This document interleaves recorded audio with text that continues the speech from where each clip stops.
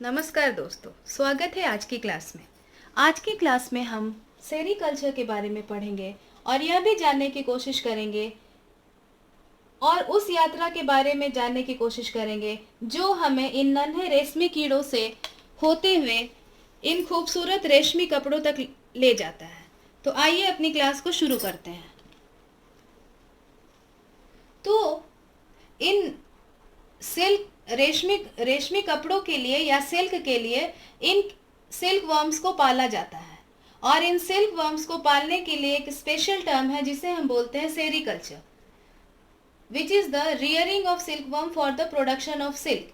यानी सिल्क के प्रोडक्शन के लिए इन सिल्क वर्म्स को पाला जाना या रियर किया जाना। तो ये सिल्क वर्म सिल्क मॉथ के अंडों से आते हैं। सिल्क मॉथ के अंडों को हाइजीनिक कंडीशंस में रखा जाता है और उन्हें एक खास तापमान या टेम्परेचर और खास नमी या ह्यूमिडिटी प्रोवाइड की जाती है। यह खास टेम्परेचर और ह्यूमिडिटी प्रदान करने के लिए इन अंडों को, जिनसे ये कैटरपिलर बाहर आए हैं, इंक्यूबेटर में भी रखा जा सकता है। जब इन अंडों से ये लार्वी या कैटरपिलर बाहर आ जाते हैं तो उन्हें साफ सुथरे बांस के ट्रेस पे रखा जाता है और उन्हें काफ़ी मात्रा में मलबरी लीव्स खिलाया जाता है। यहाँ मैं मलबरी सिल्क वर्म्स की बात कर रही हूँ जो मलबरी के पत्तों को खाते हैं। इन कीड़ों को दिन रात मलबरी के पत्ते खिलाने की आवश्यकता होती है क्योंकि यह काफ़ी ज़्यादा खाने वाले कीड़े होते हैं और लगातार 20-25 दिनों तक खाते रहते हैं। और ये कीड़े 20-25 दिनों तक मलबरी के पत्तों को खाने के बाद थोड़े बड़े हो जाते हैं और खाना बंद कर देते हैं। जब यह कीड़े खाना बंद कर देते हैं तो वह अपने सिर को उठा लेते हैं। यही वह समय है जब एक सिल्क फार्मर को पता चलता है कि ये कीड़े अब कोकून को स्रावित करने वाले हैं। तो जब ऐसा होता है तो इन्हें खास जगहों पर रख दिया जाता है। इन कोकून्स को, जैसा कि आप देख रहे हैं, इन्हें खास ट्रेस पर रखा गया है और जब ये कीड़े अपने चारों ओर एक प्रोटीन की कवरिंग, जिसे हम कोकून कहते हैं, स्रावित करते हैं और कुछ दिनों के बाद खुद को पूरी तरह से इन कोकून्स के अंदर कैद कर लेते हैं। अगर हम इन्हें कुछ और दिन, इन कोकून्स के, इन कीड़ों को यानी इन सिल्क वर्म्स को इन कोकून के अंदर कुछ और दिन रहने की इजाज़त दें तो इसके अंदर का जो प्यूपा है वह सिल्क मॉथ में तब्दील हो जाएगा और इस कोकून को तोड़कर बाहर आ जाएगा। वैसी स्थिति में यह कोकून हमारे किसी खास काम का नहीं रह जाएगा क्योंकि यह जो रेशमी कीड़े होते हैं एक ही सिल्क का एक ही धागा बनाते हैं, तो वह लंबा धागा हमारे काफ़ी काम का होता है। पर यदि इससे सिल्क मॉथ बाहर आ जाए तो वह लंबा धागा कई टुकड़ों में टूट जाएगा और हमारे काम का नहीं रह जाएगा। तो अब इन कोकून्स के आगे की सफ़र की तैयारी करते हैं। तो इन कोकून से सिल्क बनाने की प्रक्रिया को प्रोसेसिंग सिल्क कहते हैं। तो सबसे पहले इन कोकून्स को या तो सन के अंदर या फिर पानी के अंदर सन के अंदर रख दिया जाता है या फिर उबलते हुए पानी में डाला जाता है या फिर स्टीम या भाप से एक्सपोज कराया जाता है।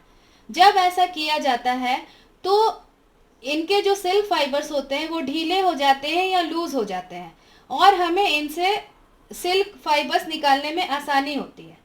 तो इन कोकून से रेशमी धागों को निकालने की एक प्रक्रिया होती है जिसे हम बोलते हैं रीलिंग द सिल्क।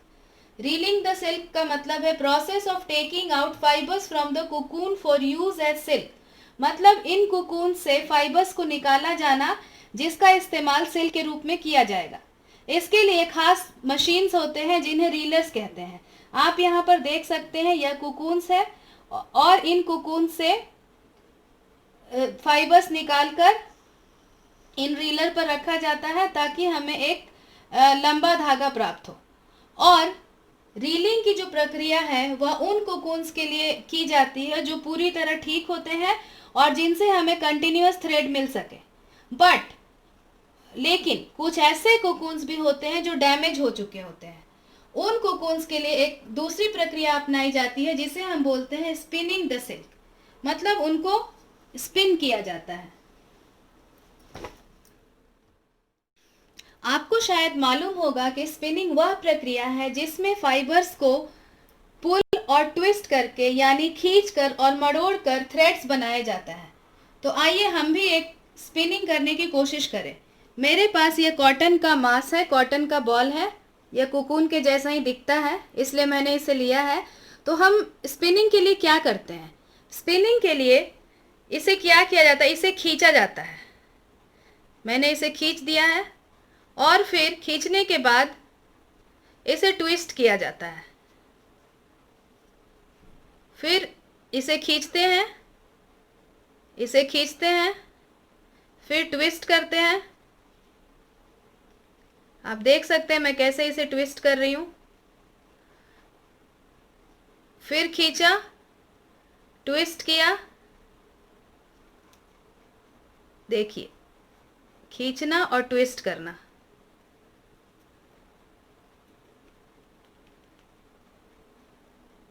खींचना और ट्विस्ट करना।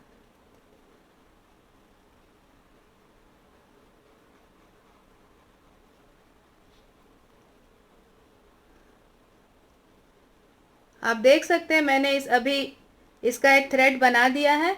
तो इसी प्रक्रिया से वो कोकून्स जो कि टूट जाते हैं उनकी स्पिनिंग की जाती है और उनसे सिल्क का धागा बनाया जाता है। जब हमारे पास सिल्क का थ्रेड तैयार हो जाता है तो उसे रंगा जाता है, जिस प्रक्रिया को डाइंग कहते हैं। क्योंकि आपने सिल्क क्लॉथ्स को कई रंगों में देखा होगा और कोकून्स उन कई रंगों के नहीं होते, तो उन्हें तरह तरह के रंग देने के लिए उन्हें कुछ केमिकल्स जिसे डाई कहते हैं उनके सॉल्यूशंस या उनके घोल में डाला जाता है, जिससे कि वो कपड़े हमें जिस रंग में चाहिए मिल जाते हैं। जब हमें रंगे हुए कपड़े या डाई किए हुए कपड़े नहीं डाई किए हुए यान या थ्रेड्स या धागे मिल जाते हैं तो उन धागों को बुना जाता है, जिसे हम बोलते हैं वीविंग। वीविंग का मतलब है कि यान के दो सेट्स को एक साथ कंबाइन करना। वीविंग क्या है? Bringing two sets of yarn together to form a cloth. मतलब यान के दो सेट्स को एक साथ लाना और उन्हें कपड़ों के फॉर्म में तब्दील करना। और यह प्रक्रिया 90 डिग्री के एंगल पे की जाती है। इसका मतलब है कि एक धागा अगर ऐसे लिया गया है तो दूसरा धागा इसके परपेंडिकुलर या लंबवत अवस्था में ऐसे लिया जाता है और इस प्रकार हमें कपड़े मिलते हैं। जब हमने कपड़े तैयार कर लिए हैं तो उस पर प्रिंटिंग और पॉलिशिंग की जा सकती है और हमें यह खूबसूरत सिल्क का कपड़ा तैयार मिलता है। तो यह थी आज की क्लास। मुझे उम्मीद है कि आपको यह क्लास पसंद आई होगी। देखने के लिए बहुत बहुत धन्यवाद।